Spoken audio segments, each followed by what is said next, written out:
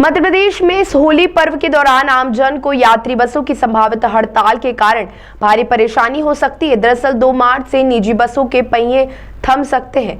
नई motor vehicle नीति के विरोध में प्रदेश भर के बस ऑपरेटरों ने सरकार को अल्टीमेटम दे दिया है। यदि उनकी मांगे नहीं मानी गई तो 2 मार्च से स्वेच्छा से बस संचालन बंद कर दिया जाएगा।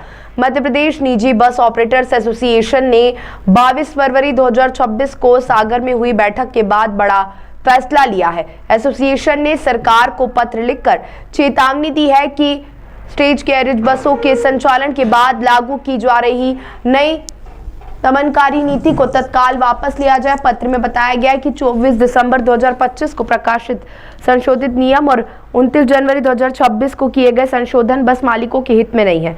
संगठन की मांग है कि संशोधनों को निरस्त किया जाए और मोटरयान अधिनियम 1988 के तत्पूर्व की व्यवस्था को यथावत रखा जाए।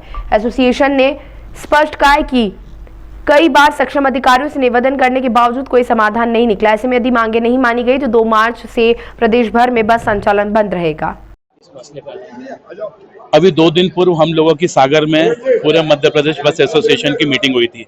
उसके अंतर्गत ये फैसला करा गया था कि जो 24/12/2025 को एक गजट नोटिफिकेशन शासन ने निकाला है, जिसके अंतर्गत उन्होंने कुछ धाराएं विलोपित करके नई धारा जोड़ी है, जिसके अंतर्गत हमारे द्वारा चलाए जाए परमिट को हमसे जब्त करके शासन अपने पास रखेगी और उन्हीं को किसी एजेंसी के मार्फत वापस हमें को ही किराए पे चलाने के लिए दिया जाएगा, जिसका कि हमने विरोध करा था। शासन से 3-4 बार चर्चा हुई है, लेकिन अभी तक कोई निर्णय नहीं निकला है।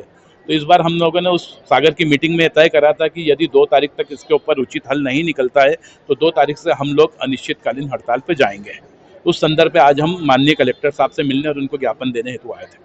कितनी बसें प्रभावित हो रही, कितने लोग? पूरे मध्य प्रदेश में आज कम से कम 20,000 बसें संचालित हो रही है और सभी प्रभावित होंगी उसके अंतर्गत। और यह पहली बार होगा कि किसी ऐसी एजेंसी को यह परमिट दे दिए जाएंगे जिनके पास में एक भी बस नहीं है, जबकि परमिट की सबसे पहली शर्त होती है कि मोटर मालिक को अपने बस प्रस्तुत करना पड़ती है, उसका रजिस्ट्रेशन, बीमा, फिटनेस देना पड़ता है। उसके पश्चात शासन परमिट देना है कि नहीं देना यह विचार करता है।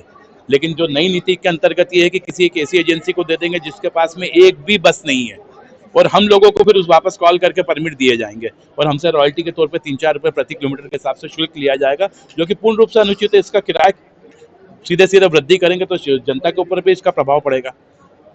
शासन ने जो अभी हमको कहा था कि जो 1 रुपये 25 पैसे आपका किराया चल रहा है हम उसको 1.75 कर देंगे और उसके अंदर से हम हमारा खर्चा निकालेंगे। तो जो 1.75 रुपये प्रति किलोमीटर का जो खर्चा निकलेगा वो यात्रियों की जेब से निकलेगा, तो आम जनता पे इसके ऊपर कितना भार पड़ेगा।